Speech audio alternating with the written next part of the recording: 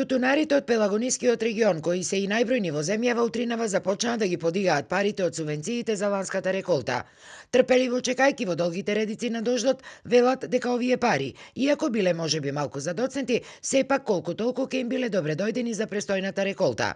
Меѓутоа имаше и такви кои пред камерата на Алфа се пожалаа дека после 12 часот во некои од банките повеќе немало пари, иако нивните имиња според азбучен ред се наоѓале на денешниот список.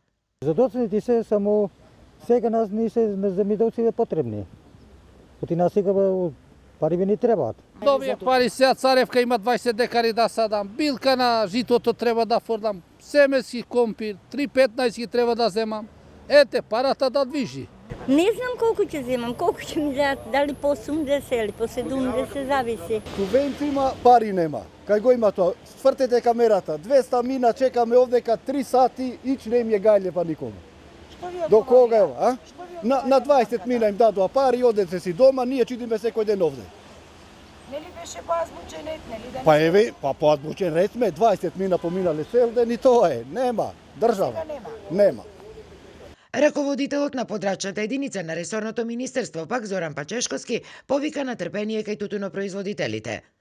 Овие мерки се во ворена состојба и затоа ги замолувам за трпение земјоделците да ги почитуваат мерките од владата кога ги подигаат своите пари. Инаку на име субвенции за ланскиот род, кои патем требаше да бидат исплатени уште пред 3 недели, државата на македонските тутунопроизводители вкупно треба да им исплати 30 милиони евра. Од нив над 14 милиони евра се наменети за тутунарите од Прилепско-Пелагонискиот регион.